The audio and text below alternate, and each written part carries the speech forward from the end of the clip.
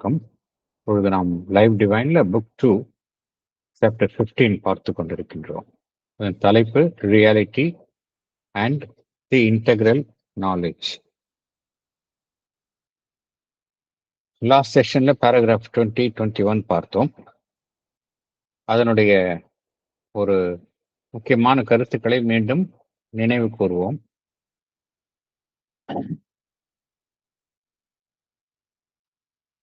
பொதுவாக human mind, அறிவு சார்ந்த மனம் என்ன செய்கின்றது? வழக்கமாக மனிதனுக்கு என்ன செய்கின்றது என்றால், எவையெல்லாம் அவன் ஐம்புலன்களினால் உணர்கின்றானோ, சட உலகை சார்ந்த விஷயங்கள், அவைகளை மாத்திரமே நம்புகின்றான். எவையெல்லாம் அவனுடைய அனுபவத்திற்கு உட்படவில்லையோ, அவனுடைய புரிதலுக்கு உட்படவில்லையோ, அதை அவன் சந்தேகிக்கின்றான். சட உலகிற்கு அப்பாற்பட்ட நிகழ்வுகளையும் அதில் இருக்கக்கூடிய அம்சங்களையும் அவன் சந்தேகிக்கின்றான், நம்ப மறுக்கின்றான்.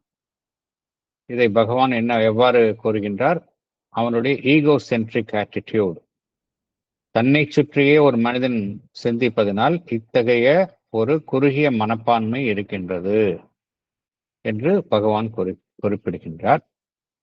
இந்த அறிவுக்கு புறம்பானவற்றை நம்ப மறுப்பது, உலகிற்கு அப்பாலும் விஷயங்கள் இருக்கின்றன, ஆனால் அவைகளை புலன்களினால் நிரூபிக்கப்படாமல் இருப்பதால் அவைகளை நான் நம்ப மாட்டேன், நம்ப மறுப்பது என்கின்ற இந்த மனோபாவம் கடந்த சில நூற்றாண்டுகளாக மேலோங்கி வருகின்றது. அது தற்காலத்தில் குறைந்து கொண்டும் வருகின்றது என்று பகவான் குறிப்பிடுகின்றார்.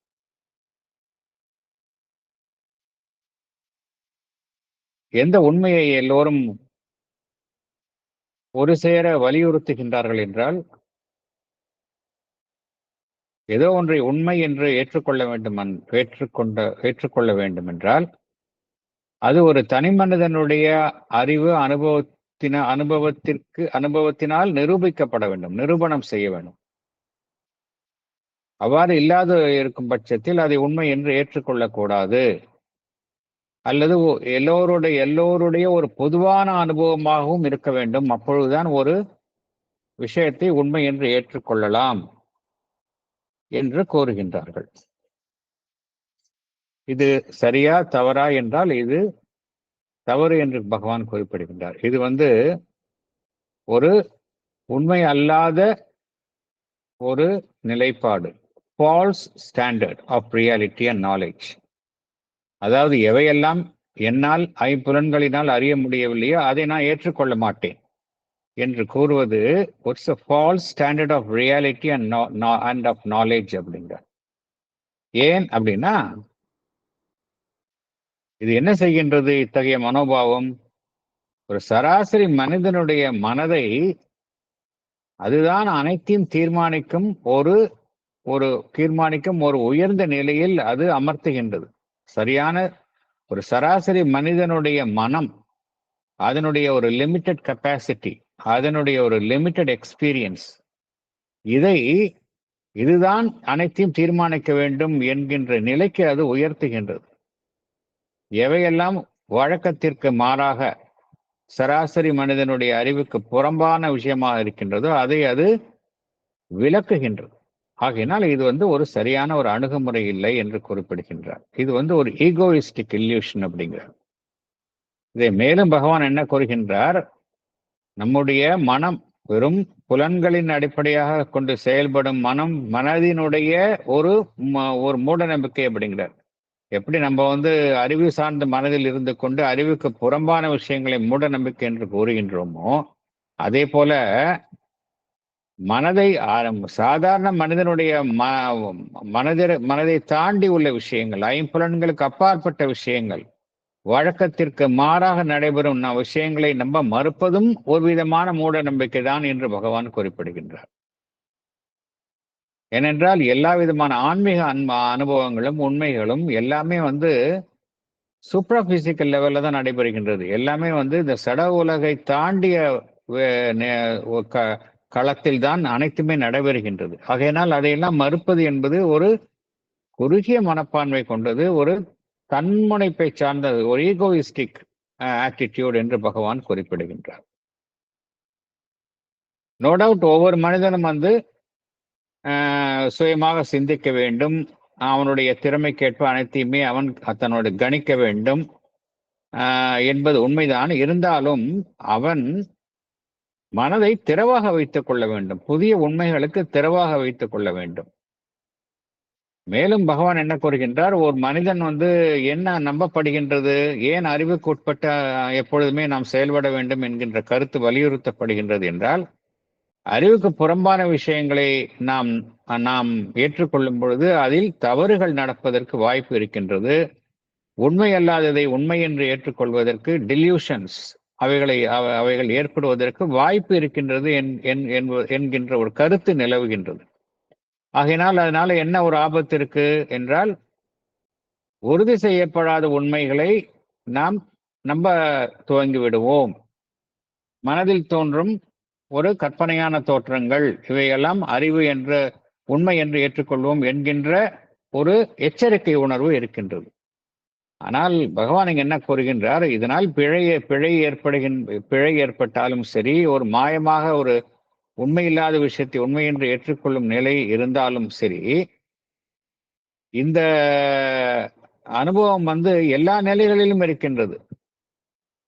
புலன்களினால் அறியப்படக்கூடிய விஷயங்களிலும் கூட ஒரு மனிதன் தன்னுடைய புலன்களை கொண்டு அறியும் அறிவை நாடும் பொழுதும் கூட இந்த பிழையும், அதாவது உண்மை இல்லாததை உண்மை என்று ஏற்றுக்கொள்ளும் அந்த டெல்யூஷன், அந்த தவறுகள் இந்த களத்திலும் நடைபெறுகின்றது. ஆகையினால் வெறும் நாம் ஐம்புலன்களினால் மாத்திரம் செயல்பட்டால் மாத்திரம் நாம் வந்து பிழைகளையும் இந்த உண்மையல்லாத விஷயங்களை ஏற்றுக்கொள்வது என்கின்ற ஒரு தவறில் இருந்து தப்பித்து விட முடியாது. எல்லா நிலைகளிலுமே இந்த பிழையும் டில்யூஷன், அதாவது உண்மையல்லாத தோற்றங்களும் இருக்கின்றன. அது வந்து புலன் சார்ந்த விஷயங்களிலும் சரி, புலன் சாரா விஷயங்களிலும் சரி, இரண்டு நிலைகளிலுமே அவை இருக்கின்றன. ஆகையினால இதை ஒரு இந்த கருத்தை அடிப்படையாக கொண்டு நாம் இந்த புவிசாரா விஷயங்களில் ஏற்படும் அனுபவங்களை நாம் நிராகரிக்க முடியாது என்று பகவான் குறிப்பிடுகின்றார். என்ன காரணம் என்றால், எல்லா விதமான உயர் ஆன்மீக அனுபவங்களும் இந்த சூப்பரா பிசிக்கல் லெவல்ல தான் நடைபெறுகின்றது. புவிசார் விஷயங்களில் நடைபெறுவது இல்லை. அதனுடைய களம் எங்க இருக்கின்றது? புவிசாரா நிலையில தான் இருக்கின்றது. சூப்பரா பிசிக்கல் லெவல்ல தான் அதனுடைய களம் இருக்கின்றது. ஆகையினால் நம் புதிய உண்மைகளை வந்து நம்மளுடைய உள்முகமாக அகமுகமாக கிடைக்கும் அனுபவங்கள், உண்மைகளை கண்டறிவது என்பதை பிழை ஏற்படும் என்கின்ற ஒரு காரணத்திற்காக நாம் அந்த உண்மைகளை கண்டுபிடிக்கும் முயற்சியை நாம் மறுக்கக்கூடாது என்று பகவான் குறிப்பிடுகின்றார். மேலும் பகவான் என்ன கூறுகின்றார், இந்த புவிசாரா விஷயங்கள், மேலுலகங்களில் நடைபெறும் அனுபவங்கள், இது குறித்த ஒரு ஆராய்ச்சியும் நன்றாக வளர வேண்டும். நாம் சரியான ஒரு அவைகளை உறுதி செய்வதற்கு சரியான வழிமுறைகளையும் கண்டறிய வேண்டும் என்று குறிப்பிடுகின்றார். அத்தகைய வழிமுறைகள் வந்து நாம் இந்த சட உலகில் கையாளும் வழிமுறைகளிலிருந்து மாறுபட்டு இருக்க வேண்டும். ஏன்னா சட உலகில் இருக்கக்கூடிய விஷயங்களை நாம் வேறு சாதனங்கள் குறித்து, கருவிகள் குறித்து அவை உண்மையா இல்லையா என்று உறுதி செய்து கொள்கின்றோம். ஆனால் சட உலகை சாரா விஷயங்களை அறிந்து ஆராய்வதற்கு வேறு வழிகள் இருக்கின்றன. அதைத்தான் நாம் நாட வேண்டும் என்று குறிப்பிடுகின்றார். மேலும் நாம் வந்து இந்த ஒருவருக்கு ஏற்படக்கூடிய உயர் அனுபவங்கள், உள்ளுணர்வில் ஏற்படக்கூடிய அனுபவங்கள், இவைகளையெல்லாம் வந்து நாம் வந்து அது என்ன என்று அனுபவபூர்வமாக கண்டறிவதற்கு முன்பே ஒருதலை பட்சமாக தவறான ஒரு கணிப்போடு அதை நாம் மறுக்கக்கூடாது என்று பகவான் குறிப்பிடுகின்றார். நமக்கு ஏற்கனவே அது குறித்த ஒரு ப்ரீகன்சீவ்டு ஐடியா, ஒரு ப்ரெஜுடிஸ், அதன் அடிப்படையில் அவைகளெல்லாம் நாம் மறுக்கக்கூடாது என்று பகவான் குறிப்பிடுகின்றார். அவ்வாறு செய்தோம் என்றால் நாம் உண்மையினுடைய ஒரு பெரும் பகுதியை நாம் அறிய தவறிவிடுகின்றோம் என்று குறிப்பிடுகின்றார். இது எப்படி பகவான் குறிப்பிடுகின்றார்? இப்ப ஐரோப்பாவில் இந்த விஞ்ஞான வளர்ச்சி நன்றாக வளர்ந்து கொண்டிருக்கும் பொழுது அதற்கு எதிராக மதகுருமார்கள் செயல்பட்டு உண்மையான அந்த சயின்டிபிக் நாலேஜ் அது எங்கும் பரவுவதற்கு ஒரு தடையாக இருந்தார்கள். அது மாதிரி தான் இதுவும் ஆயிடும் அப்படிங்கிறார் பகவான். நீங்க இந்த சுப்ரா பிசிக்கல் லெவல்ல இருக்கக்கூடிய அந்த நாலேஜை நம்ம அறிய மறுத்தோம் என்றால் உண்மையான நாலேஜ் அதனுடைய பெரும்பகுதியை நாம் அறிய தவறிவிடுவோம் என்று குறிப்பிடுகின்றார். ஏன்னா இந்த கண்டுபிடிப்புகள் எல்லாம் பார்த்தோம் அப்படின்னா, ஒரு கண்டுபிடிப்பு ஒரு புதியதாக உண்மைகளை கண்டறிவது என்பது வெறும் சடவுலகில் மாத்திரம் நடைபெறுவதில்லை. வெறும் விஞ்ஞானபூர்வமாக கண்டுபிடிப்புகள் மாத்திரம் நடைபெறுவதில்லை. உயர் தளத்தை சார்ந்த கண்டுபிடிப்புகள் எல்லாம் நமக்குள் நடைபெறுகின்றது. எல்லாமே இன்னர் டிஸ்கவரிஸ் தான். நம்மளுடைய அகம் சார்ந்த அனுபவங்கள், ஆன்மன் சார்ந்த அனுபவங்கள், இந்த பிரபஞ்சம் தழுவிய நமக்கு ஏற்படும் உணர்வு நிலை, காஸ்மிக் கான்சியஸ்னஸ், அதே போல நம்மளுடைய ஆன்மன் சுதந்திரமாக செயல்படும் பொழுது ஏற்படும் ஒரு பேரமைதி, நம்முள் ஏற்படும் ஒரு பேரமைதி. அதே போல நம்முடைய மனதினுடைய வலிமை, மனதினுடைய திறனால் மற்ற மனங்களின் மீது நாம் செலுத்தும் ஆளுமை, டைரக்ட் எஃபெக்ட் அப்பான் மைண்ட், நேரடியாக செலுத்தும் ஒரு ஆளுமை. அதே போல புற விஷயங்கள் குறித்து உணர்வு ரீதியாக நாம் அறியப்படும் ஞானம், knowledge through identity of consciousness.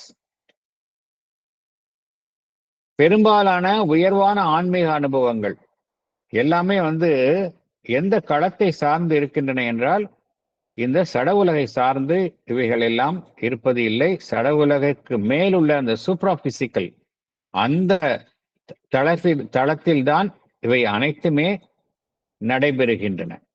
அதனால இத்தகைய விஷயங்களை ஒரு சாதாரண மனிதனுடைய மனதிற்கு முன்பு வைத்து அதை கணிக்க முடியாது என்று பகவான் குறிப்பிடுகின்றார். ஏனென்றால் சாதாரண மனித மனதிற்கு இவை குறித்த அனுபவம் சற்றும் இல்லை. ஆகையால் இந்த விஷயங்களை ஒரு சாதாரண மனிதனுடைய கணிப்புக்கு விட முடியாது என்று பகவான் குறிப்பிடுகின்றார். சாதாரண மனித மனம் இத்தகைய அனுபவங்களை அடையவில்லை அல்லது இத்தகைய அனுபவங்களை அடைவதற்கான ஒரு திறன் அதனில் இல்லை என்ற ஒரு காரணத்திற்காக இத்தகைய நிகழ்வுகளை, இந்த சட உலகை சாரா நிகழ்வுகளினுடைய நம்பகத்தன்மையை நாம் மறுக்க முடியாது. நம்மால ஒரு விஷயத்தை புரிஞ்சுக்க முடியல அப்படிங்கிற ஒரு காரணத்துக்காக அந்த விஷயத்தினுடைய ஒரு நம்பகத்தன்மையையோ உண்மைத்தன்மையையோ நாம் மறுக்க முடியாது என்று குறிப்பிடுகின்றார். ஏன்னா எல்லா விதமான உயர் ஆன்மீக அனுபவங்களும் எல்லாருக்கும் ஏற்படும் சொல்ல முடியாது. யோகிகளுக்கு ஏற்படுகின்றது, ஞானிகளுக்கு ஏற்படுகின்றது. சாதாரண மனிதனுக்கு அவை ஏற்படாமல் இருக்கலாம். அதற்காக அந்த உண்மைகளை நாம் ஏற்றுக்கொள்ளாமல் இருக்க முடியாது. ஏனென்றால் இன்னொரு கருத்தை சொல்கின்றார். ஈவன் நம்ம சட உலகை சார்ந்த விஷயங்கள் அது குறித்த அறிவையும் அறிவையும் கூட அறிந்து கொள்வதற்கு மனிதனுடைய மனம் பழக்கப்பட்டிருந்தால் ஒழிய அதை அறிந்து கொள்ள முடியாது. ஈவன் சட உலகை சார்ந்த விஷயங்கள்,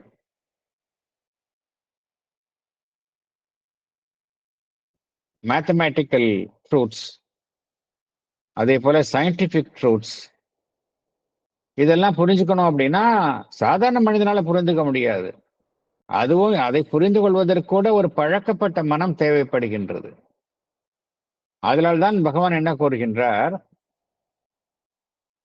ஒரு அனுபவத்தை ஒரு மனித மனம் புரிந்து கொள்ள வேண்டும் என்றால் அதற்கு ஒத்த அனுபவமாக, அதற்கு ஒத்த ஒரு நிலையை அது கொண்டிருக்க வேண்டும்.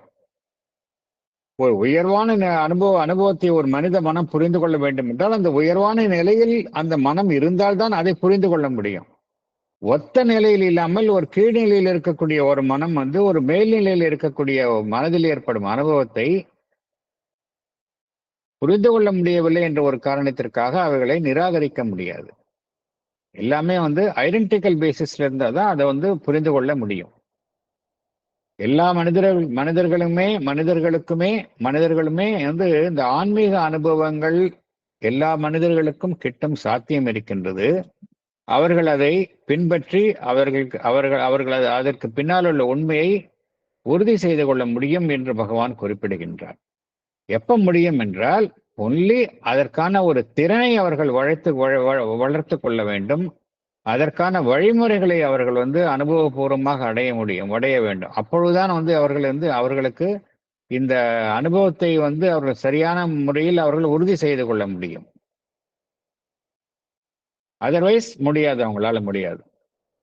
இந்த விஷயங்கள்லாம் எல்லாருக்கும் தெரிஞ்ச விஷயமாக இருக்கின்றது. அடிப்படை உண்மைகளாக இருந்தாலும் கூட என்ன இந்த தற்காலத்துல ஒரு கடந்த சில நூற்றாண்டுகளாக வெறும் பொருள் சார்ந்த விஷயங்களை மாத்திரம் நம்புவது, அறிவுக்கு புறம்பான விஷயங்களை நம்ப மறுப்பது என்கின்ற ஒரு சிந்தனை மேம்பட்டு வருவதால் இத்தகைய உண்மைகளை நாம் மேலும் வலியுறுத்த வேண்டி இருக்கின்றது என்று பகவான் குறிப்பிடுகின்றார். ஏனென்றால் இத்தகைய ஒரு கண்ணோட்டம் இந்த புவிசாரா விஷயங்கள் குறித்த அறிவை நாம் பெற்றுக்கொள்வதற்கு தடையாக இருக்கின்றது அப்படிங்கிறார்.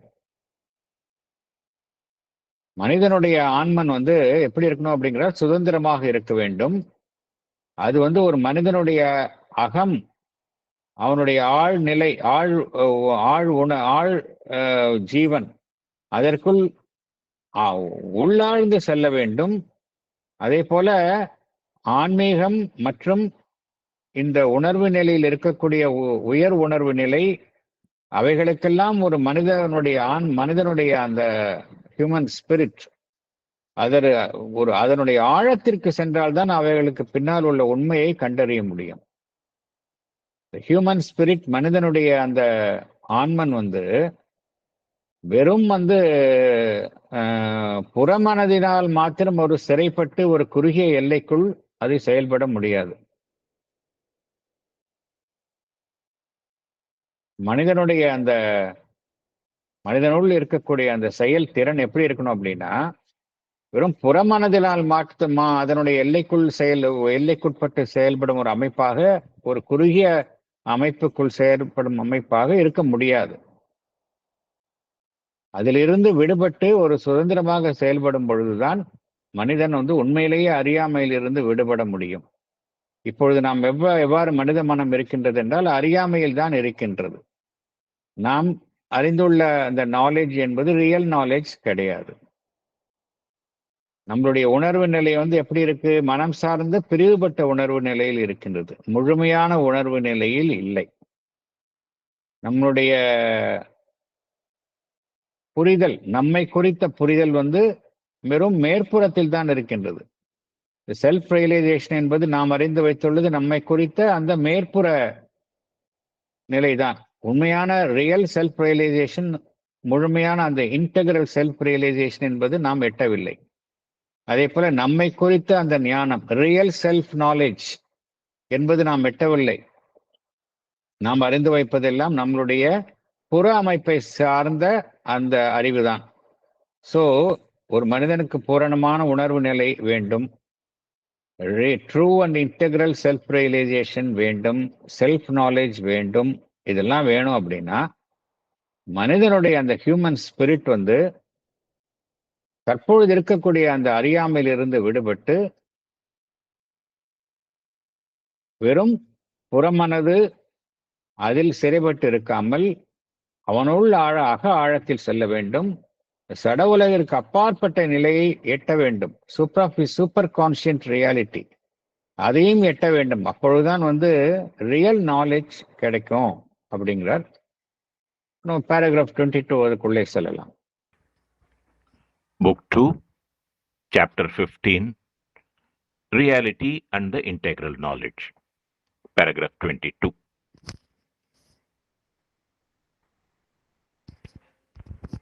An integral knowledge demands an exploration, an unveiling of all the possible domains of consciousness and experience. For there are subjective domains of our being which lie behind the obvious surface. These have to be fathomed, and whatever is ascertained must be admitted within the scope of total reality. An inner range of spiritual experience is one very great domain of human consciousness. It has to be entered into up to its deepest depths and its vastest reaches. The supraphysical is as real as the physical. To know it is part of a complete knowledge. The knowledge of the supraphysical has been associated with mysticism and occultism. And occultism has been banned as a superstition and a fantastic error. An integral knowledge requires an exploration of all the possible domains of consciousness and experience. It includes subjective domains of our being, which lies behind our surface being. We must do deep within that. Whatever is ascertained We in must the go. subject- We must go deep within that. There is a mistake. Sir. Sir, where, sir? We must go deep within that. Oh, sir, we must, instead of do, go. We must Yeah. go deep within that. Whatever is ascertained in the subjective domain must be admitted within the scope of the total reality. An inner range of spiritual experience is one very great domain of human consciousness. We must enter into its deepest depths and vastest reaches. The supraphysical is as real as physical, and to know it is part of complete knowledge. The supraphysical knowledge is associated with mysticism and occultism. But we treat occultism as a superstition and a fantastic error. பகவான் ஸ்ரீ அரவிந்தரிடம் கேட்குறாங்க, நீங்க எப்பொழுதுமே ஒரு உயர் highest level of கான்சியஸ்னஸ்ல இருக்கிறீங்க. மேலே பல்வேறு உலகங்களுக்கு நீங்கள் பல்வேறு உலகங்கள், இந்த புவிசாரா உலகங்கள்ல நீங்க செஞ்சிருக்கின்றீர்கள். இப்ப எங்ககிட்டயும் நீங்க பேசுறீங்க. சாதாரணமா பகவான் அப்படித்தானே இருந்தார். ஈவினிங் டாக்ஸ் படிச்சு பார்த்தா தெரியும். எஸ்பெஷலி அவர் இந்த ஃப்ராக்சர் ஆகியிருந்தப்ப நிறைய பேர் கூட இருக்கிறாங்க, நிறைய விஷயங்களை பேசுறாங்க. சாதாரண பேசிட்டு இருக்கிறாரு. இப்ப கேட்குறாங்க அவர்கிட்ட, நீங்க எங்கள்கிட்ட எல்லாம் பேசிட்டு இருக்கிறீங்களே, இது வேற மாதிரியும், நீங்க எப்பொழுதுமே எங்கேயோ ஒரு எட்டா உயரத்தில் இருக்கிறீங்களே, அந்த உலகங்கள்லாம் வேற மாதிரியும் வேறு வேறாக உங்களுக்கு தெரிகின்றதா அப்படின்னு ஒரு கேள்வியை கேட்கின்றார்கள். பகவான் சொல்றாரு, எனக்கு அப்படி தெரியவே இல்லை அப்படிங்கிறாரு. அப்படி ஒரு டிவிஷனே எனக்கு தெரியல, எல்லாமே ஒன்னாதான் இருக்கு அப்படிங்கிறாரு. ஸோ அவரை பொறுத்த வரைக்கும் அந்த அப்ஜெக்டிவ் அண்ட் சப்ஜெக்டிவ் அப்படிங்கிற, ஏன்னா கான்சியஸ்னஸ் அவருக்கு அவ்வளோ வாஸ்ட். அவருக்கு அந்த அப்ஜெக்டிவ் சப்ஜெக்டிவ் அப்படிங்கிற டிவிஷனே கிடையாது. பிசிக்கல் அண்ட் சூப்பரா பிசிக்கல் அப்படிங்கிற டிவிஷனே கிடையாது அவருக்கு.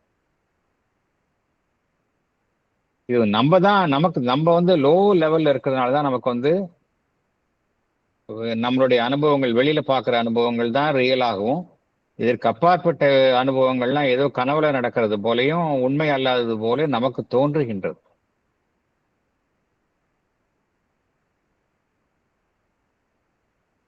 இல்லை, இன்னொரு விஷயமும் நம்ம புரிஞ்சுக்கணும். ஏன் இந்த பிசிக்கல் சூப்பரா பிசிக்கல் ஏன் லிமிட் பண்ணுது அப்படிங்கிற விஷயத்த தெளிவா புரிஞ்சுக்கணும். ஏன் பிசிக்கல் ஒரு லிமிட்டேஷன். இன்ஃபேக்ட் மதர் என்ன சொல்றாங்க அப்படின்னா, மதரை நேரடியாக சந்திக்காதவர்கள் எவ்வளவு பேர்? இப்ப நம்ம மெஜாரிட்டி நம்மெல்லாம் வந்து மதரை வந்து நேரடியாக பார்த்தது இல்லை.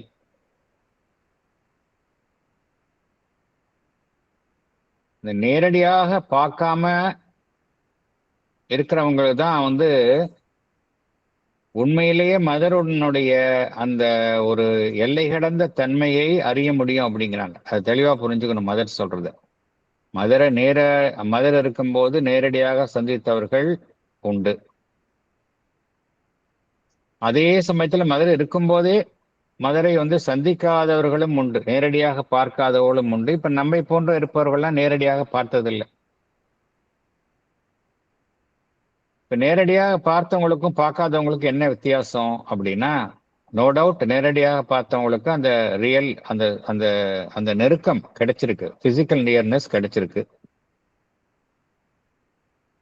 ஆனா மதர் என்ன சொல்றாங்க, இந்த நேரடியாக பார்த்து அந்த பிசிக்கல் நியர்னஸ் அதற்கு பழக்கப்பட்டவர்கள் வந்து என்னுடைய பிசிக்கல் ஃப்ரேம் இருக்கு பார்த்தீங்களா, அதுக்கு தான் நீங்க வந்து அதோட நிறுத்திக்கிறீங்க. வேற நான் வந்து இந்த பிரபஞ்சம் முழுவதும் வியாபித்திருக்கிறேன். பிசிக்கல் ஃப்ரேம் வந்து ஜஸ்ட் ஒரு சிம்பிள், அவ்வளவுதான், ஒரு குறியீடு. ஆனா நீங்க அதுக்குள்ளேயே என்ன லிமிட் பண்ணிடுறீங்க அப்படிங்கிறாங்க. வேற மதுரையே கம்ப்ளீட்டா நம்ம வந்து பார்க்காதவங்க, நம்ம வந்து அந்த பிசிக்கல் ஃப்ரேம்ல மாத்திரம் இல்லை, இந்த பிரசன்ஸ் வந்து எல்லா இடத்துலையும் உணர முடியும் நம்ம. ஸோ அந்த அளவுக்கு பிசிக்கல் அப்படிங்கிறது வெறும் அப்புறம் இன்னர் நியர்னஸ் தான் ரொம்ப முக்கியம் அப்படிங்கிறாங்க மதர். நீங்க வந்து என்கிட்ட இருந்தாதான் பிசிக்கல் நியர்னஸ் தான் ரியல் அப்படின்னு நினைச்சீங்கன்னா நீங்க வந்து என்ன ஃபுல்லாவே என்னுடைய ரியலி அது வந்து நியர்னஸே கிடையாது அப்படிங்கிறாங்க. எது நியர்னஸ் அப்படின்னா இன்னர் நியர்னஸ் தான். எங்க இருந்தாலும் நீங்க எனக்கு உள்ள நியர்னஸ் உணர்ந்தீங்கன்னா அதுதான் ரியல் நியர்னஸ் அப்படிங்கிறாங்க. அதுக்குள்ளேயே என்ன புரிஞ்சுக்கிறோம் அப்படின்னா, பிசிக்கல் சூப்பரா பிசிக்கல் அப்படிங்கிறது, பிசிக்கல் வந்து ரொம்ப ரொம்ப லிமிட்டட் அப்படிங்கிறத புரிஞ்சுக்கிறோம் நம்ம. சூப்பரா பிசிக்கல் தான் வாஸ்ட். நம்ம அதுக்குள்ள போயிட்டோம் அப்படின்னா அதுல எல்லை கடந்த விஷயம். அது பிசிக்கல் தான் எல்லாம் நினைச்சிட்டு இருக்கிறது எவ்வளவு ஒரு அறியாமை அப்படிங்கிறது புரியும். அதில் என்ன சொல்றாங்க, நீங்க வந்து ரியல் எக்ஸ்பீரியன்ஸ், ஸ்பிரிச்சுவல் எக்ஸ்பீரியன்ஸ் கிடைச்சதுன்னா you will really laugh at your stage அப்படின்னு சொல்றாங்க. நீங்க நம்ம எந்த அளவுக்கு அறியாமையில் இருக்கிறோம் அப்படிங்கிற நீங்க புரிஞ்சுப்பீங்க அப்படிங்கிறாங்க. அதுக்காக வந்து இந்த பிசிக்கல் வேர்ல்டை ரிஜெக்ட் பண்ண முடியாது. நம்ம எல்லாத்தையும் அதுல இருந்துகிட்டு தான் நம்ம வந்து இதோடைய உண்மைத்தன்மையை பார்க்கணும். இது எல்லாத்துக்கும் பின்னால் உள்ள உண்மைத்தன்மையை பார்க்க ஆரம்பிச்சிட்டோம் அப்படின்னா இந்த டிவிஷன் இருக்காது. பிசிக்கல் அண்ட் சூப்ரா பிசிக்கல் அப்படிங்கிற டிவிஷன் இருக்காது. அதுதான் சொல்றார் பகவான் இந்த லாஸ்ட் 2 or 3 பேராகிராஃப்ஸ்ல நம்ம ஏன் அந்த எப்படி லிமிடேஷனை கிரியேட் பண்றோம் அப்படிங்கிறது தான் பகவான் சொல்றார். ஏன்னா நமக்கு இந்த இன்டெக்ரல் நாலேஜ் அப்படிங்கிறது கிடையாது. அதனாலதான் நம்ம வந்து இப்படி 2 பிரிச்சு பார்க்கிறோம். இன்டெக்ரல் நாலேஜ் அப்படின்னா உணர்வு நிலையினுடைய எல்லா நிலைகளிலையும் எல்லா பிரதேசத்தையும் நம்ம வந்து ஆராய்ச்சி செய்யணும். all the possible domains of consciousness and experience. அது வெறும் பிசிக்கல்ல மாத்திரம் கூடாது, சூப்ரா பிசிக்கல் எல்லா லெவல்லையும் நம்ம வந்து அதை வந்து எக்ஸ்ப்ளோர் பண்ணணும் அப்படிங்கிறாங்க. எல்லா தளங்களிலும் இருக்கக்கூடிய அந்த விஷயத்தை வந்து நம்ம வந்து அந்த திரைக்கு பின்னால் மறைந்து இருக்கக்கூடிய விஷயங்களை நாம் விலக்கி பார்க்கணும் அப்படிங்கிறாங்க.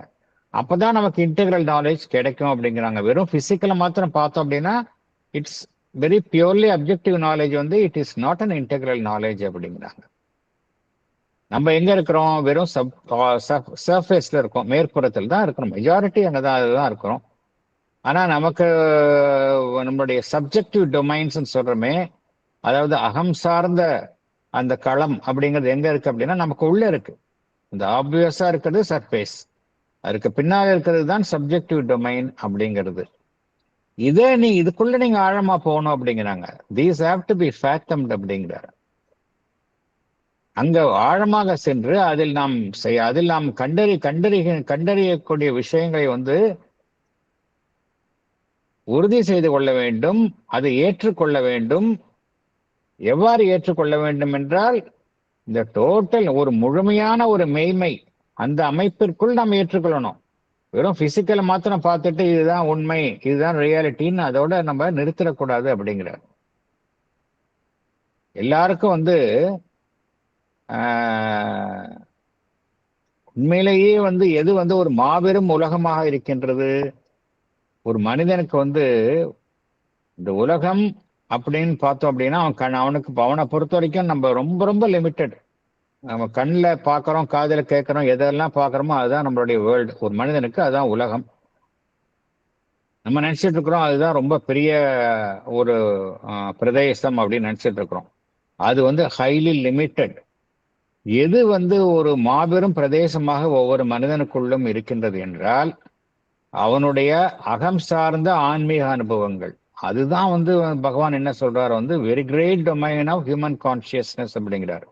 Inner range of spiritual experience is one very great of domain of human consciousness அப்படிங்கிறார். ஸோ அவ்வளோ பெரிய இதை வந்து நம்ம வந்து அது குறித்து அறியாமையில இருக்கிறோம்.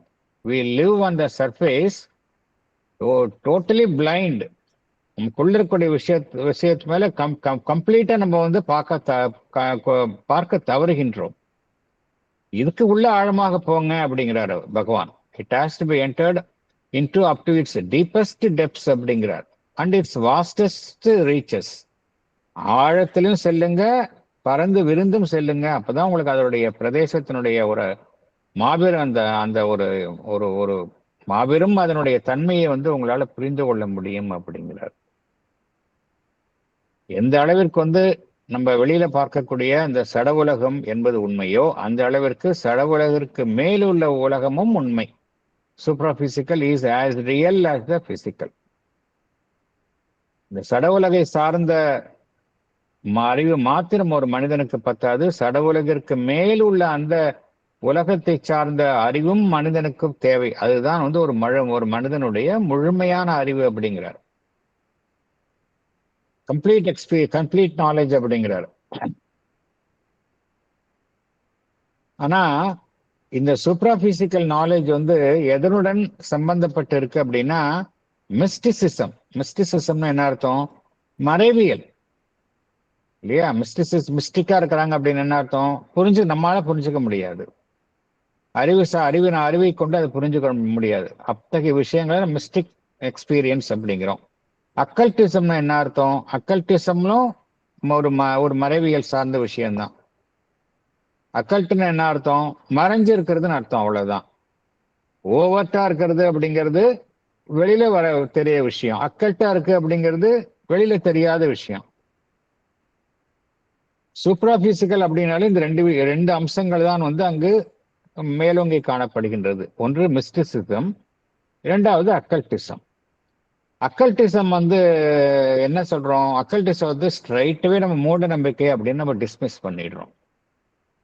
ஏன் அப்படின்னா அப்கோர்ஸ் அதன் பெயரால் நிறைய தவறுகள் நிறைய தவறுகள். ஒரு ரியல் அக்கல்டிசம் அப்படிங்கிறதுக்கு பல ஃபால்ஸ் விஷயங்கள் அதெல்லாம் ஏற்பட்டதுனால அதை வந்து சூப்பர்ஸ்டிஷன் மேல ஒரு பேட் இம்ப்ரெஷன் நமக்கெல்லாம் இருக்குது.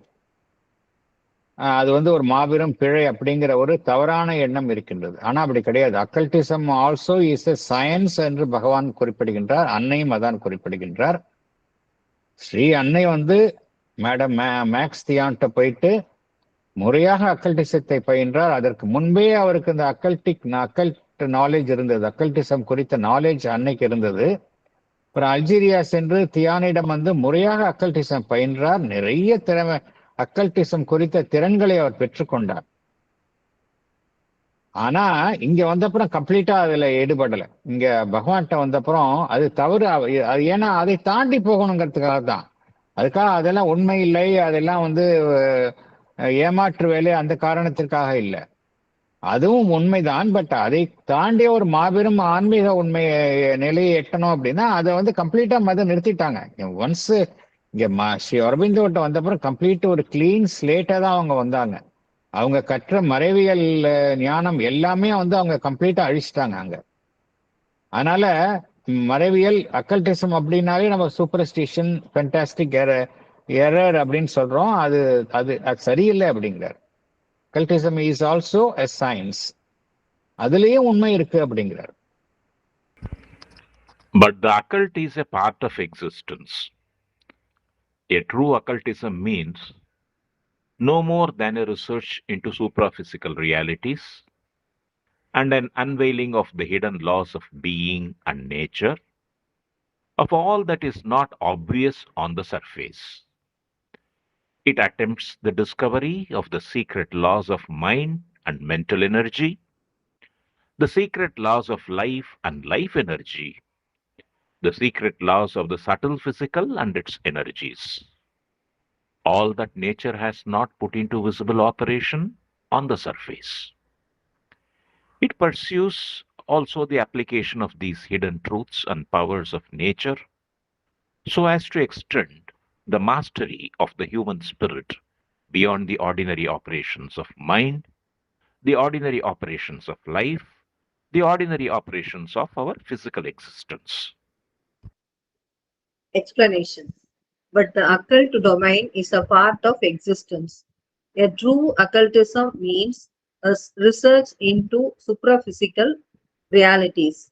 It requires an unveiling of the hidden laws of being and nature, of all that is not obvious on the surface. It attempts the discovery of the secret laws of mind and mental energy, of life and life energy, and of the subtle physical and its energies.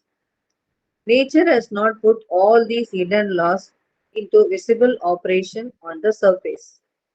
True occultism also pursues the application of these hidden truths and powers of nature.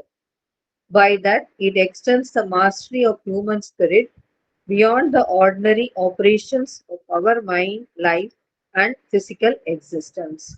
Thank you. நம்மளுடைய existence வந்து வெறும் physical existence மாத்திரம், மேற்புறத்தில் இருக்கக்கூடிய existence மாத்திரம் இல்லை. Occult world அப்படிங்கிறது எந்த அளவுக்கு பிசிக்கல் வேர்ல்டு அப்படிங்கிறது உண்மையோ அந்த அளவுக்கு அக்கல்ட் வேர்ல்டு அப்படிங்கிறது உண்மை. அக்கல்ட்னா நம்மளுக்கு கண்ணுக்கு தெரியாத விஷயம், கண்ணுக்கு தெரியாத உலகம். So the occult is a part of existence. எது உண்மையான அக்கல்டிசம் அப்படின்னா,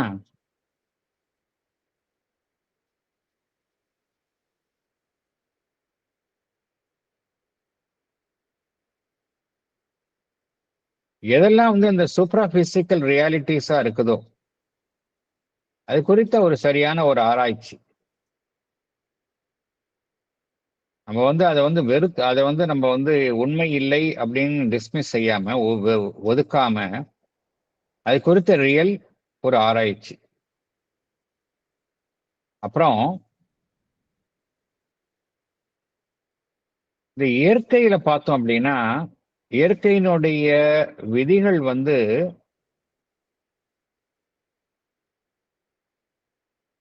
ஒரு புறம் பார்த்தோம் அப்படின்னா அதனுடைய விதிகளை வந்து நம்மால வந்து விஞ்ஞான பூர்வமாக அதனுடைய செயல்பாட்டை அறிந்து கொள்கின்றோம். அது வந்து மேற்புறமாக நாம் அறிந்து கொள்ளப்பட்ட விதிகள், இயற்கையினுடைய விதிகள். இயற்கையினுடைய விதிகளை பத்தி தான் நம்ம சயின்டிபிக்கா பிசிக்கல் சயின்ஸ்ல நம்ம எல்லாத்தையும் நம்ம வந்து கோடிஃபை பண்ணிட்டோம், கம்ப்ளீட்டா கோடிஃபை பண்ணிட்டோம். அது வந்து அனைவராலும் அறியப்பட்ட விதிகள், இயற்கையினுடைய விதிகள். அதே சமயம் அறியப்படாத மறைந்துள்ள விதிகளும் இருக்கின்றன. அதுதான் hidden laws of being and nature. அதை வந்து நம்ம வந்து இந்த மறைந்துள்ள விதிகளையும் வந்து நம்ம வந்து வெளியில கொண்டு வரணும். அதுதான் ட்ரூ அக்கல்டிசம் அப்படிங்கிறார். எவையெல்லாம் வந்து மேற்புறத்தில் நம்மால் அறியப்படாமல் இருக்கின்றதோ அவைகள் குறித்த உண்மையை வெளியில கொண்டு வரணும். இதுதான் வந்து ட்ரூ அக்கல்டிசம் அப்படிங்கிறார். அதனால என்ன, இது அறிந்து கொள்வதனால ஏதாவது பிரயோஜனம் இருக்கா அப்படின்னா பிரயோஜனம் இருக்கு. அக்கல்டிசத்தினால நம்ம தீமையும் செய்யலாம், நன்மையும் செய்யலாம். அதுல நன்மைகள் என்ன அப்படின்னா, இந்த விதிகளை நம்ம புரிந்து கொண்டோம் என்றால் நம்மளுடைய மனதினுடைய சக்திகள் எந்த ஒரு மறைந்துள்ள விதிகளின் பால் செயல்படுகின்றன அப்படிங்கிறத புரிஞ்சுக்க முடியும். How the mind functions, மனம் சார்ந்த மனோசக்திகள் எவ்வாறு செயல்படுகின்றன. The power of the mind அப்படிங்கிறாங்க. மனோசக்தியினால நம்ம எல்லாத்தையும் சாதிக்க முடியும் அப்படிங்கிறாங்க. எவ்வளோ தொலைவில் உள்ள ஒரு விஷயங்களின் மீதோ நபரின் மீதோ நம்மளுடைய மனோசக்தியினால் நாம் அவருடன் தொடர்பு கொண்டு அவருள் ஒரு மாற்றத்தை ஏற்படுத்த முடியும். அந்த அளவுக்கு ஒரு மனதிற்கு பவர் சக்தி இருக்கின்றது அப்படின்னு சொல்றாங்க. இதெல்லாம் வந்து secret laws of mind and mental energy. இதை ஒருவர் கண்டுபிடிக்க முடியும் ரியல் அக்கல்டிசம் தெரிஞ்சிருந்தா. அடுத்தது வாழ்வு செயல்படுகின்றது. வாழ்வு எப்படி செயல்படுகின்றது? அதுக்கு லைஃப் எனர்ஜி இல்லை அப்படின்னா வாழ்வு செயல்பட முடியாது. வாழ்வு என்கின்ற இயக்கம் இருக்காது. அந்த இயக்கமும் பார்த்தோம் அப்படின்னா அதற்கு பின்னால் மறைந்துள்ள விதிகளின்படிதான் வாழ்வும் செயல்படுகின்றது. ஒரு பக்கம் அறிந்துள்ள விதிகள் இல்லையா? அறிந்துள்ள விதிகள் என்பது நமக்கு தெரியும், மைண்ட் எப்படி ஃபங்க்ஷன் பண்ணுது அப்படிங்கிறதுக்கு நிறைய அறிந்துள்ள விதிகள் படி செயல்படுகின்றோம். அறியப்படாத விதிகள் தான் அக்கல்ட் ப்ராசஸ் அப்படிங்கிறது. அதே போலதான் நம்மளுடைய வாழ்வியல் சம்பந்தப்பட்ட வாழ்வினுடைய இயக்கங்கள் அதனுடைய சக்தியினுடைய இயக்கங்கள். ஒரு பக்கம் அறிந்த விதிகள் இருக்கின்றன நமக்கு, மறுபக்கம் அறியப்படாத மறைந்துள்ள விதிகள் இருக்கின்றன. அதுதான் இந்த அக்கல்ட் லாஸ் அப்படிங்கிறது, சீக்ரெட் லாஸ் அப்படிங்கிறது. இந்த சீக்ரெட் லாஸ் வந்து இந்த புவி தளத்திற்கு மேலுள்ள இந்த சூட்சும தளத்திலும் இந்த விதிகள் செயல்படுகின்றன. Secret laws of the subtle physical and its energy.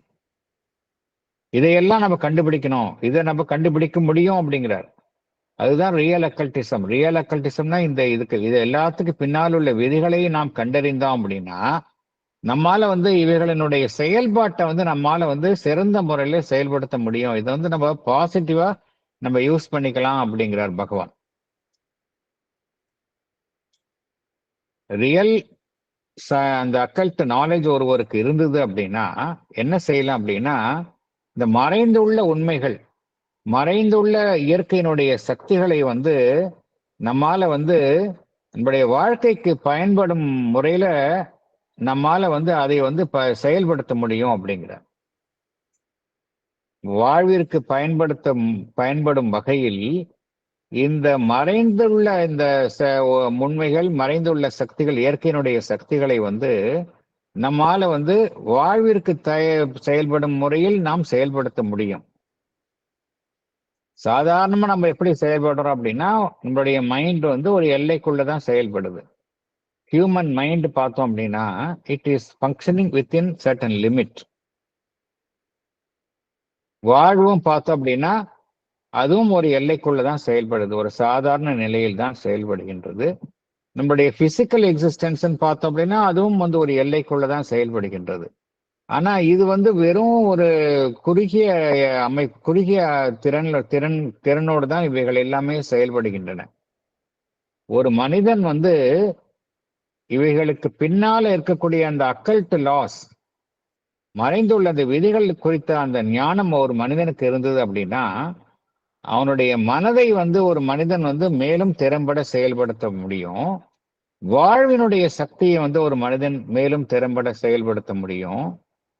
அவனுடைய அந்த பிசிக்கல் எக்ஸிஸ்டன்ஸ், அதனுடைய செயல்பாடுகளையும் ஒரு மேலான நிலையில் செயல்படுத்த முடியும். இதுக்கெல்லாம் அடிப்படை என்ன தேவை அப்படின்னா, இந்த knowledge of the occult phenomenon, இது ரியல் நாலேஜ் இருந்தது அப்படின்னா நிச்சயமாக நான் இதெல்லாம் வந்து செயல்படுத்த முடியும் அப்படிங்கிறார். இவர் எதற்காக பகவான் சொல்றாரு அப்படின்னா, எந்த அளவுக்கு இந்த பிசிக்கல் லாஸ் வந்து முக்கியமோ அந்த அளவுக்கு இந்த மறைந்துள்ள அந்த அக்கல்ட் லாஸும் முக்கியம் அப்படிங்கிறார். அது தெரிந்து வைத்துக் கொண்டோம் என்றால் நம்ம வாழ்வு நம்ம எல்லாத்தையுமே வந்து சிறப்பா நம்ம வந்து செயல்படுத்த முடியும் அப்படிங்கிறார். In the spiritual domain,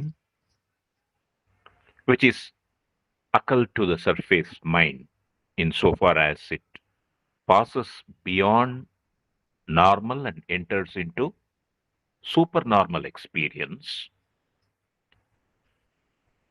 there is possible not only the discovery of the self and spirit, but the discovery of the uplifting, informing, and guiding light of spiritual consciousness and the power of the spirit, the spiritual way of knowledge, the spiritual way of action. To know these things and to bring their truths and forces into the life of humanity is a necessary part of its evolution. The spiritual domain is occult to the surface mind. It passes beyond normal and enters into supernormal experience. In this domain, it is possible to discover ourself and spirit. Not only that, we can discover the uplifting, informing, that is giving its character and guiding light of spiritual consciousness and the power of the spirit, the spiritual way of knowledge, the spiritual way of action. It is a necessary part of evolution to know these things and to bring their truths and forces into the life of humanity. Occult domain பார்த்தோம். Occult loss வந்து மறைந்து நம்ம அதாவது நம்மளுடைய மனம் சம்பந்தப்பட்ட, வாழ்வு சம்பந்தப்பட்ட, நம்மளுடைய அந்த பிசிக்கல் லைஃப், பிசிக்கல் எக்ஸிஸ்டன்ஸ், அது சம்பந்தப்பட்ட விதிகள் செயல்பாடுகளுக்கு கீழே மறைந்து செயல்படும் விதிகள், அவள் அக்கல்ட் நாலேஜ் அப்படின்னு பார்த்தோம். அந்த விதிகளை அக்கல்ட் ப்ராசஸ் வந்து செயல்படுகின்றது அப்படின்னு பார்த்தோம். அக்கல்ட் அப்படிங்கிறது ஒரு நிலை, அதையும் தாண்டி இருப்பது சற்று ஆழமான நிலையில இதற்கு மேல ஒரு படி போனோம் அப்படின்னா ஸ்பிரிச்சுவல் டொமைன் அப்படிங்கிறது, ஆன்மீக தளம் அப்படிங்கிறது. ஸ்பிரிச்சுவல் டொமைன் அப்படின்னு சொல்றோம். ஸ்பிரிச்சுவல் டொமைன் அப்படிங்கிறது நம்மளுடைய மேற்புற மனதினால வந்து அறிய முடியாது.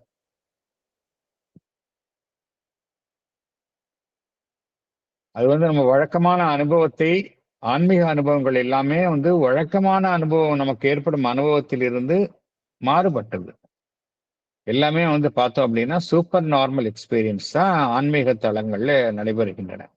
ஆன்மீகம் சம்பந்தப்பட்ட விஷயங்கள் எல்லாமே அதற்குரிய தளங்களில் நடைபெறுகின்றன. அதெல்லாமே வந்து வழக்கமாக நடைபெறும் அந்த நிலையில் இருந்து உயர்வான நிலையில் நடைபெறுபவை எல்லாமே சூப்பர் நார்மல் எக்ஸ்பீரியன்ஸ்.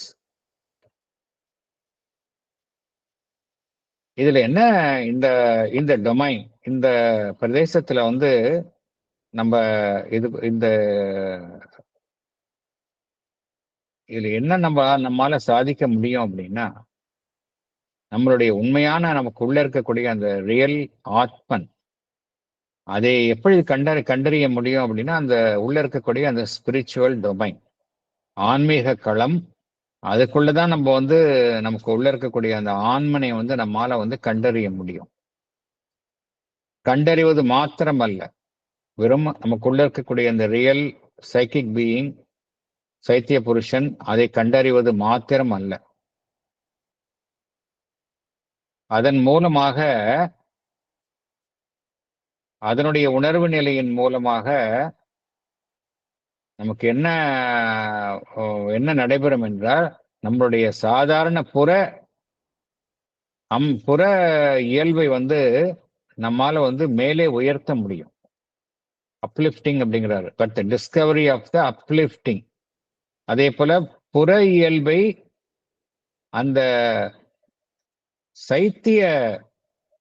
சைத்தியத்தினுடைய அந்த அம்சத்தை புறநிலைக்கு வந்து நம்மால வந்து அதன் மீது ஒரு செல்வாக்கை ஏற்படுத்த முடியும். அதைத்தான் பகவான் இன்ஃபார்மிங் அப்படிங்கிறார். இன்ஃபார்மிங்னா ரெண்டு அர்த்தம். ஒன்று வந்து விஷயத்தை வந்து சொல்றதுக்கு இன்ஃபார்மிங் சொல்லுவோம்.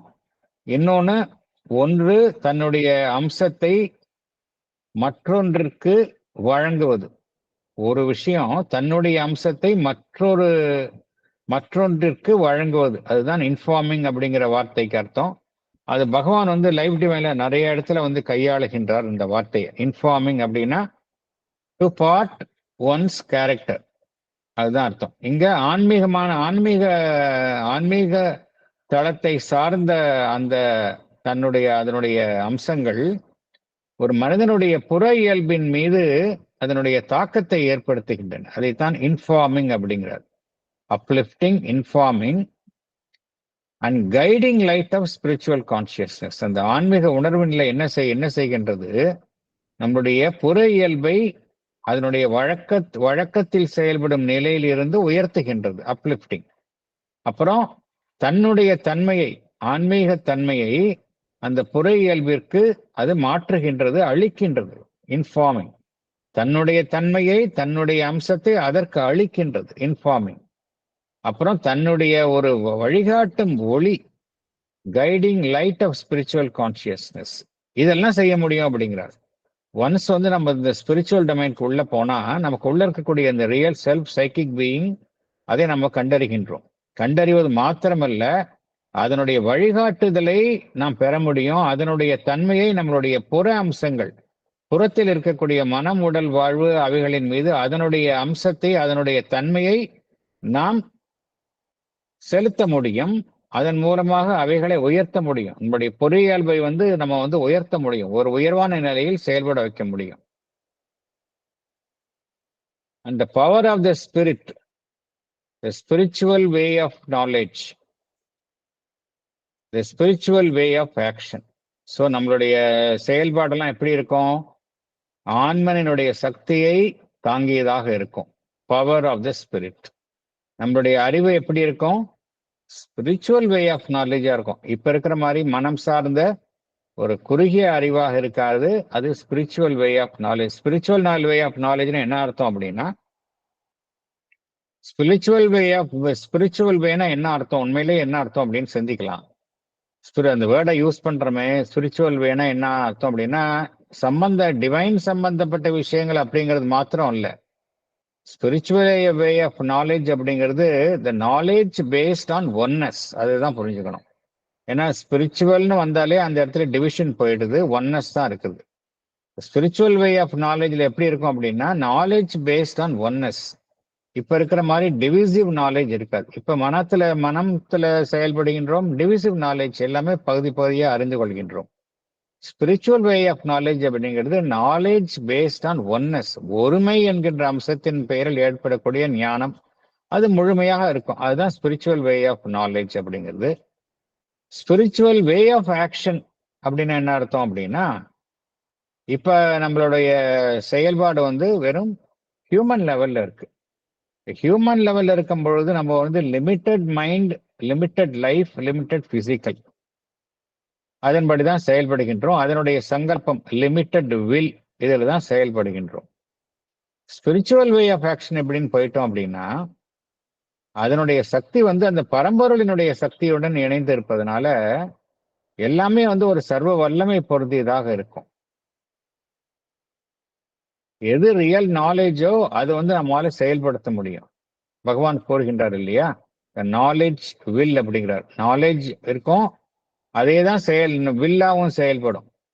அதுதான் ஸ்பிரிச்சுவல் வே ஆஃப் நாலேஜ். எதை உண்மையான ஞானமாக இருக்கின்றோ அதை நம்மால செயல்படுத்த முடியும். இப்ப இருக்கிற மாதிரி நம்ம நாலேஜ் இருக்கும் ஆனா செயல்படுத்த முடியாது அப்படிங்கிற டிவிஷன் இருக்காது. அதுதான் ஸ்பிரிச்சுவல் வே ஆஃப் ஆக்ஷன் அப்படிங்கிறது. ஸோ இத்தகைய ஒரு உயர்வான நிலையை ஒரு மனிதன் எட்ட முடியும் எப்போன்னா அவனுக்கு இந்த சூப்பர்பிசிக்கல் நாலேஜ் இருந்தால் தான் இதெல்லாம் செய்ய முடியும். ஸோ ஃபைனலா பகவான் என்ன சொல்றார், to know these things and to bring the truths and forces into the life of humanity. இதெல்லாம் எதுக்கு செய்யணும்? இதெல்லாம் ஒரு சிலர் தான் செய்யணுமா? வெறும் ஆன்மீக வாழ்க்கையில் இருக்கிறவங்களுக்காக ஏற்படுத்தப்பட்டது. Majority of the human beings இதுல ஈடுபட மாட்டாங்க அப்படின்னு சொல்ல முடியாது. பகவான் என்ன சொல்றாரு, எவல்யூஷனரி இப்ப அது மாதிரி இருக்கிறது அப்படிங்கிறது it is a part of its evolution அப்படிங்கிறார். Whether you like it or not, இது எல்லாருக்கும் நடைபெற போகுது. It's a question of time. அவங்களுடைய அந்த ஆன்மீகனுடைய நிலையை பொறுத்து தான் இருக்கு. சில பேருக்கு சீக்கிரம் ஏற்படும், சில பேருக்கு கொஞ்சம் தள்ளி ஏற்படும், அவ்வளவுதானே ஒழிய. ஏன்னா nobody will be left out in the evolution from the evolutionary progress. அந்த எவல்யூஷனரி ப்ராக்ரஸ்ல இதெல்லாம் நடக்கும் அப்படிங்கிறார். It is a part of its evolution.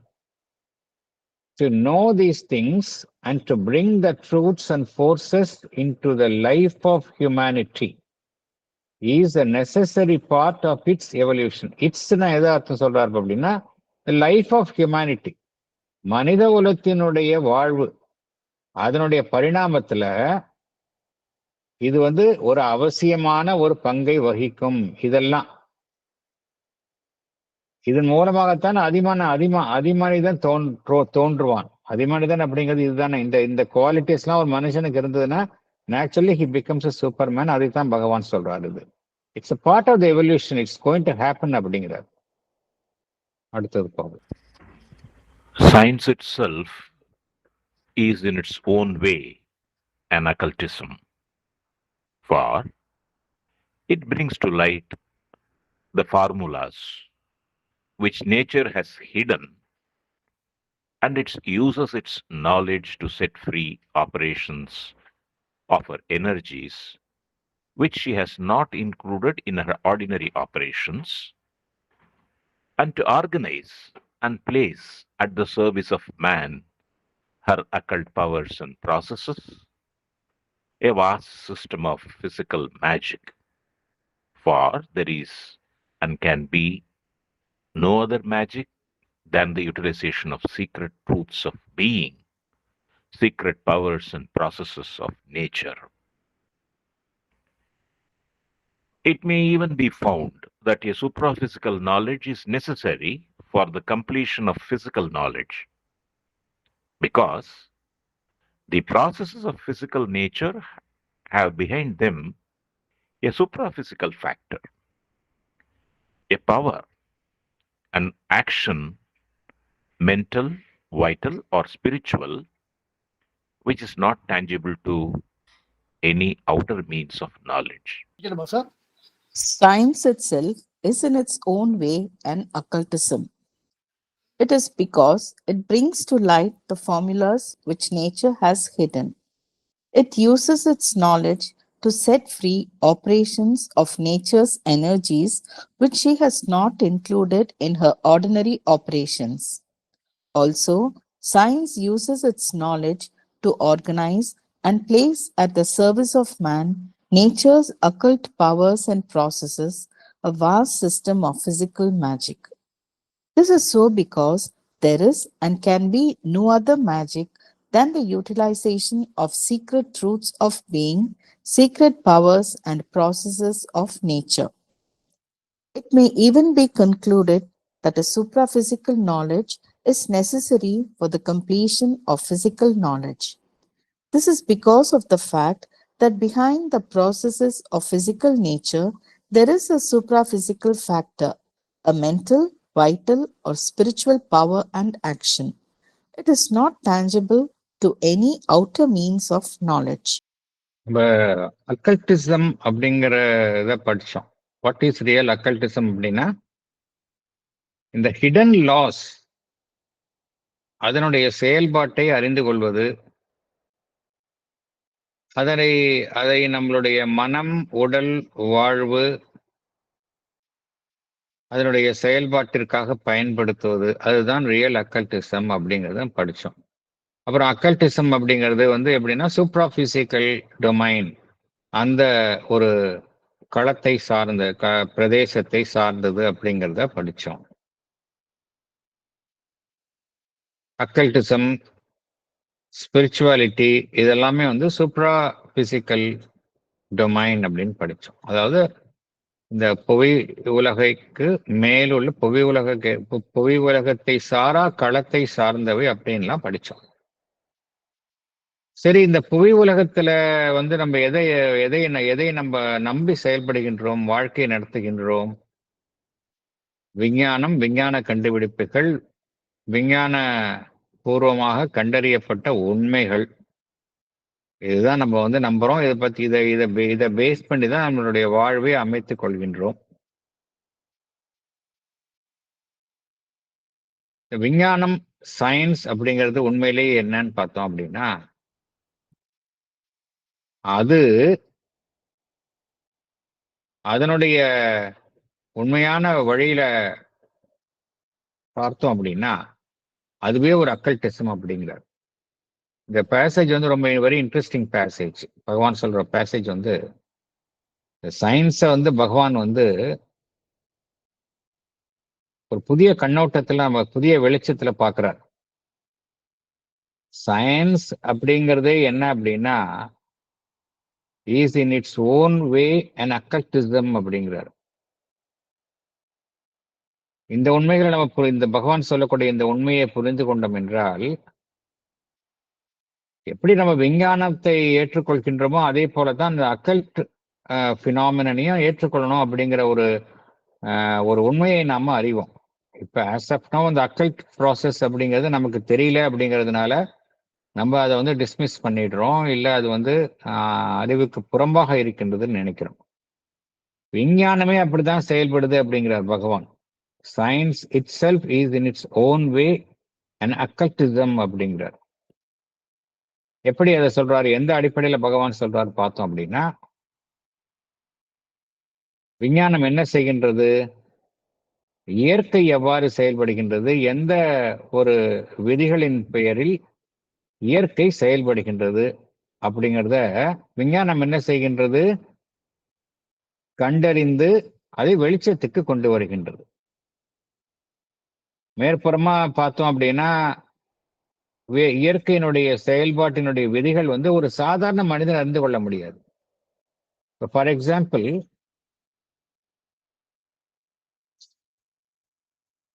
Gravitational force அப்படிங்கிறது விஞ்ஞானபூர்வமாக நிரூபிக்கப்பட்டுள்ளது. தியரி ஆஃப் ரிலேட்டிவிட்டி அப்படிங்கிறது விஞ்ஞானபூர்வமாக நமக்கு நிரூபிக்கப்பட்டுள்ளது. நியூட்டனுடைய லாஸ் எல்லாமே விஞ்ஞானபூர்வமாக நிரூபிக்கப்பட்டுள்ளது. இப்போ இந்த விதிகள்லாம் வந்து இவங்க கண்டுபிடிச்ச பிறதான் இருக்குதா, இல்ல அதுக்கு முன்னாடியே இருந்ததா அப்படின்னு திங்க் பண்ணி பார்த்தோம் அப்படின்னா, எப்போ வந்து இந்த பிரபஞ்சம் அப்படிங்கிறது தோன்றியதோ, உலகம் தோன்றியதோ, அப்பொழுதே இந்த இயற்கை சார்ந்த புவியியல் சார்ந்த இந்த விதிகள்லாம் அப்பவே இருக்கு. அப்ப இருந்த மனிதர்களுக்கு அதனுடைய விதியினுடைய செயல்பாட்டை அவர்கள் அறிந்து வைக்கல, அவ்வளவுதான். விஞ்ஞானம் என்ன செய்தது, மறைந்துள்ள, அதாவது ஒரு சாதாரண மனிதனுடைய கண்களுக்கு புலப்படாத விதிகளை வெளிச்சத்திற்கு கொண்டு வந்தது. விஞ்ஞானம் தன்னுடைய வெவ்வேறு கண்டுபிடிப்புகளின் மூலம் இந்த இயற்கையில் மறைந்து செயல்படும் அதனுடைய விதிகளை அது வெளிச்சத்திற்கு கொண்டு வந்தது. அந்த வகையில பார்த்தோம் அப்படின்னா சயின்ஸும் ஒரு அக்கல்டிசம் தானே. அக்கல்டிசம் என்னன்னு போன பேராகிராஃப்ல படிச்சோம். என்ன, மறைவாக செயல்படும் விதிகளை மேல வெளிச்சத்திற்கு கொண்டு வருதல், திரைக்கு பின்னர் செயல்படும் விதிகளை நாம் கண்டறிந்து அதை கண்டறிதல் அப்படிங்கிறத நம்ம படிச்சோம். அதே தானே சயின்ஸும் பண்ணுது அப்படிங்கிறார். நம்ம நிறைய விஷயங்களை விதிகளை வந்து கண்டறிந்து கொண்டே இருக்கின்ற புதிய புதிய விஞ்ஞான கண்டுபிடிப்புகள் எல்லாமே வந்து இயற்கையில் மறைந்து செயல்படும் வெவ்வேறு விதிகளை அவைகள் கண்டுபிடிக்கின்றன. விஞ்ஞானம் கண்டுபிடிக்கின்றது, கண்டுபிடித்து வெளிச்சத்து கொண்டு வருகின்றது. ஆகல விஞ்ஞானமும் பார்த்தோம் அப்படின்னா in its own way and occultism அப்படிங்கிறார். விஞ்ஞானம் என்ன செய்கின்றது, அதனுடைய விஞ்ஞான பூர்வமான அந்த அறிவை வைத்துக் கொண்டு இயற்கையினுடைய சக்திகளை வந்து என்ன செய்கின்றது, மேலும் மேலும் அந்த சக்திகளை வந்து வாழ்வினுடைய செயல்பாட்டிற்கு ஒப்ப அது உட்படுத்துகின்றது. Setting free operations of energies, இயற்கையினுடைய சக்திகள்.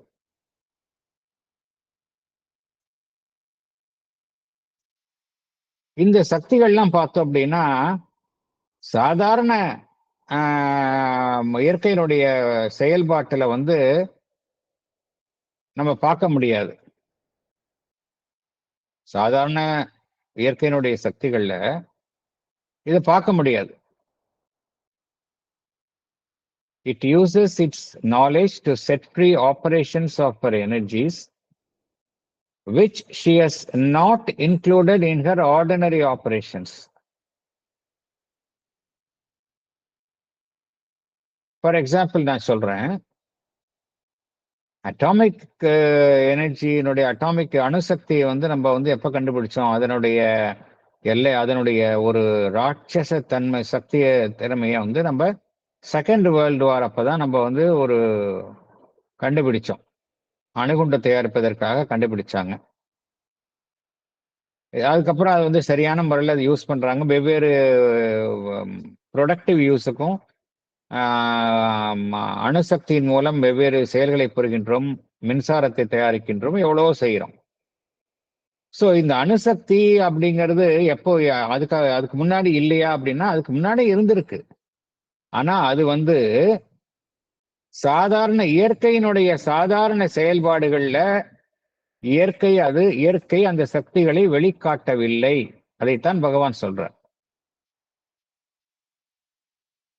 which she has not included in her ordinary operations. அந்த சக்தியை விஞ்ஞானம் என்ன செய்கின்றது? வெளியில கொண்டு அந்த சக்தியை முழுவதுமாக வெளிப்படுத்துகின்றது. to set free operations of her energies which she has not included in her ordinary operations. இது மாதிரி ஒரு அணுசக்தி அப்படிங்கிறது ஒரு எக்ஸாம்பிள் சொன்னோம். அது மாதிரி நிறைய சக்திகளை நம்ம யூஸ் பண்ண ஆரம்பிச்சிட்டோம். இப்போ எல்லாமே இயற்கையினுடைய சக்திகள் தான் மறைந்து இருக்கின்றது. சாதாரண இயற்கையினுடைய செயல்பாட்டுகள்ல பார்க்க முடியல. விஞ்ஞானம் என்ன செய்கின்றது? அதை கண்டுபிடிச்சு வெளியில கொண்டு வந்துருச்சு இப்போ எல்லாத்தையும். அது மாத்திரம் இல்ல, அதையெல்லாம் ஒழுங்குபடுத்துது. மனிதனுடைய சேவைக்கு அது உதவும் வண்ணம் அந்த சக்திகளை அது ஒழுங்குபடுத்தி வழங்குகின்றது. விஞ்ஞானம் வழங்குகின்றது. இயற்கையினுடைய அந்த மறைவான ஒரு அமைப்பில் செயல்படும் சக்திகள், செயல்பாடுகள், இதெல்லாம் இயற்கை விஞ்ஞானம் என்ன செய்கின்றது? மனிதனுடைய தேவை பொருட்டு அவன் முன் வைக்கின்றது. இதை பகவான் எவ்வாறு வர்ணிக்கின்றார்? இயற்கையில் மறைந்து செயல்படும் இந்த சக்திகளையும் செயல்பாடுகளையும் எப்படி பகவான் வர்ணிக்கின்றார் என்றால், a vast system of physical magic அப்படிங்கிறார். அக்கல்டிசம் அப்படிங்கிறது வெறும் மறைபொருள் சார்ந்த இது மாத்திரம் இல்ல, இயற்கையே அப்படிதான்ப்பா செயல்படுது. இயற்கையிலயும் ஒரு பெரிய மேஜிக் இருக்கு அப்படிங்கிறார். a vast system of magic, physical magic. இது எல்லாத்தையும் சயின்ஸ் வெளியில கொண்டு வருது அப்படிங்கிறார். அதனால்தான் science is also in its own way occultism அப்படிங்கிறார்.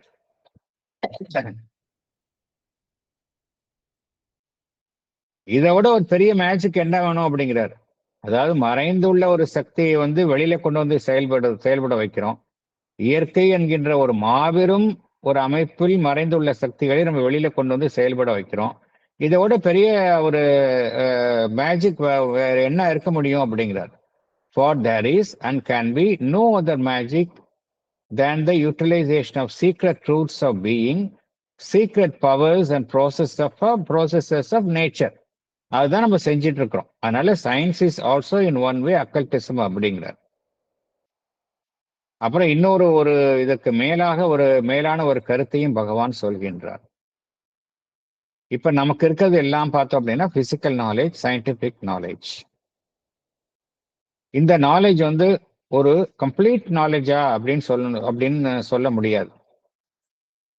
கம்ப்ளீட் நாலேஜ் கிடையாது, முழுமையான நாலேஜ் கிடையாது. முழுமையான ஒரு பிசிக்கல் நாலேஜ் வேணும் அப்படின்னா கூடவே சூப்ரா பிசிக்கல் நாலேஜ், புவி உலகத்திற்கு மேலுள்ள அந்த விஷயங்கள் குறித்த அறிவும் ஒரு மனிதருக்கு இருக்கும் பட்சத்துல தான் இந்த நாலேஜ் ஒருத்தருக்கு கம்ப்ளீட் நாலேஜா இருக்க முடியும் அப்படிங்கிறார். Supraphysical knowledge is necessary for the completion of physical knowledge அப்படிங்கிறார். என்ன காரணத்தினால பகவான் அவ்வாறு கோருகின்றார் என்றால், நம்ம மேல பார்க்கறது எல்லாமே இந்த நேச்சர், இயற்கையினுடைய செயல்பாடுகளை தான் நம்ம பார்க்கிறோம்.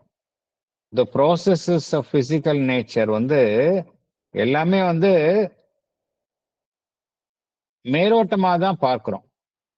அதற்கு பின்னால என்ன இருக்கு அப்படின்னா ஒரு சூப்ரா பிசிக்கல் ஃபேக்டர் இருக்கு அப்படிங்கிறார். எல்லா விதமான இயற்கையினுடைய செயல்பாட்டுகளுக்கும் பின்னால அதாவது பிசிக்கல் நேச்சர் அதனுடைய செயல்பாடுகளுக்கு பின்னால சூப்ரா பிசிக்கல் ஃபேக்டர் இருக்கு அப்படிங்கிறார். A power and action of the mental, vital and spiritual.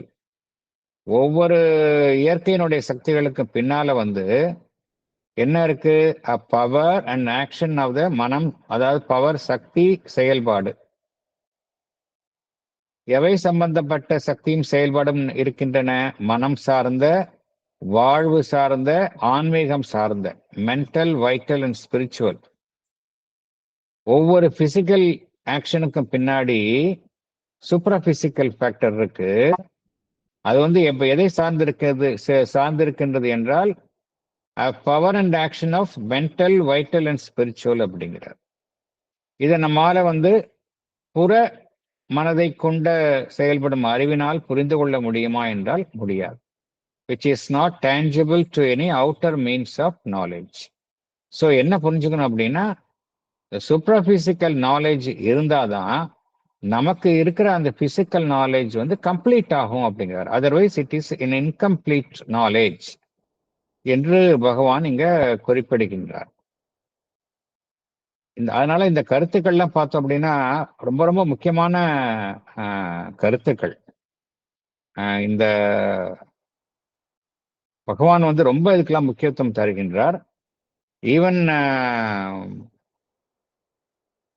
ஒரு ஒரு உதாரணத்திற்கு சொல்லலாம், எப்படி வந்து இந்த அக்கல்ட் நாலேஜ், இந்த ஒரு பிசிக்கல் ஒரு ஒரு பேசிக் உதாரணம் சொன்னா புரிஞ்சுக்கலாம். எப்படி வந்து இந்த சூப்பரா பிசிக்கல் நாலேஜ் வந்து பிசிக்கல் நாலேஜுக்கு வந்து காம்ப்ளிமெண்டரியா இருக்கு அப்படிங்கிறது. சில மருத்துவர்களை பார்க்கலாம். சில மருத்துவர்கள் வந்து அந்த டயக்னோசிஸ்ல ரொம்ப கெட்டிக்காரங்களா இருப்பாங்க. அவங்களுக்கு என்ன பேர் இருக்கும் அப்படின்னா, கைராசிக்கார டாக்டர் அப்படின்னு சொல்லுவோம். அவங்கள பார்த்தோம் அப்படின்னா வெறும் மருத்துவ அறிவு, அவங்க மருத்துவ கல்லூரியில படிச்ச அறிவை கொண்டு மாத்திரம் அவர்கள் வந்து அவர்களுடைய பேஷண்ட்ஸை வந்து அவங்க ட்ரீட் பண்றது கிடையாது. அவங்களுக்கு ஏதோ ஒன்று இருக்கு, ஏதோ ஒரு சட்டில் பிசிக்கல் லெவல்ல அவங்களுக்கு நாலேஜ் இருக்கு. அதனால சில எனக்கு தெரியும், நிறைய மருத்துவர்கள் எனக்கு தெரியும். அவங்க வந்து வெறும் அந்த மெடிக்கல் நாலேஜ் மாத்திரம் இல்லை அவங்களுக்கு. அவங்களால வந்து ஒரு பேஷண்டோட இன்டராக்ட் பண்ணும் பொழுதே என்ன அந்த சிம்டம்ஸ்க்கு பின்னால் உள்ள ரியல் மூல காரணத்தை வந்து அவங்களால வந்து இன்ட்யூட்டிவா அவங்களால உணரக்கூடிய அந்த அந்த அந்த திறன் அவர்களுக்கு இருக்கு. அவங்க அப்கோர்ஸ் அவங்களுக்கு தெரியாது, அதில் அந்த விஷயம் அவங்களுக்கு தெரியாது, யாருக்குமே தெரியாது. பட் உண்மை அதுதான்.